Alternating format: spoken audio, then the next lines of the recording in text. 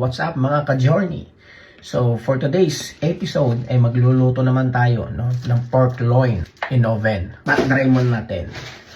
Yan. So, mabilis ang luto na naman bago tayo pumasok sa trabaho. Yan. Lagyan din natin ng paminta.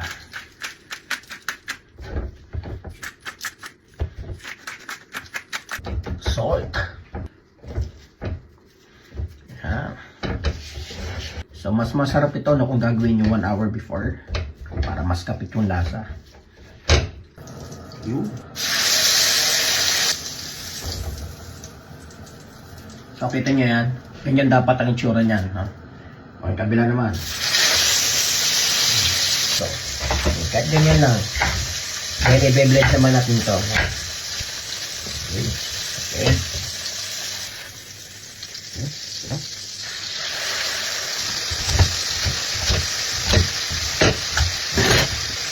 I-blend naman natin yan.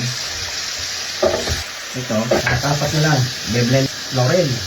Makatapos sa marino, okay na to. Siyempre, haluin natin. Masusulat. Huwag natin ginalo. No? Yan. Red wine.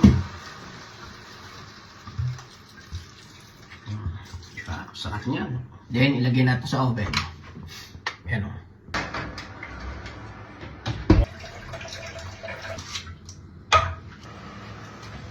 Yan o. So, nakita nyo yun. Nag-evaporate na yung red wine. No? So, lagyan na natin ng vegetable broth. Ito rin natin yung karne.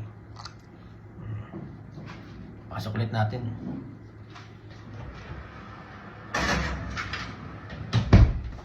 So, ang side dish natin is spinach. Pag nagpapakulo ko ng spinach, hindi na ako naglalagay ng tubig. Kasi magtutubig na yan. So, ito na yung side dish natin. Salt. Ito yung takpan. Ito natin magluto. Ugas din tayo. Diba?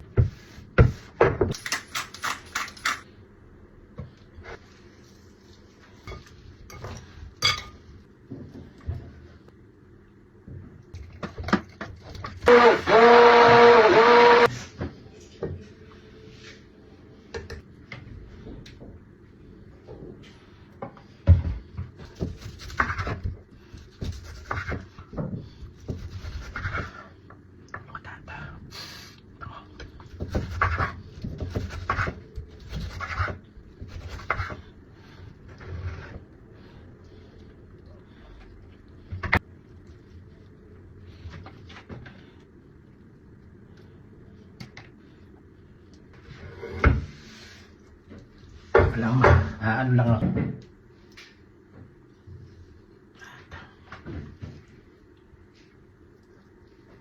Yung salad. Okay, so ready na yung ating pork loin roast. So, kain tayo. Good.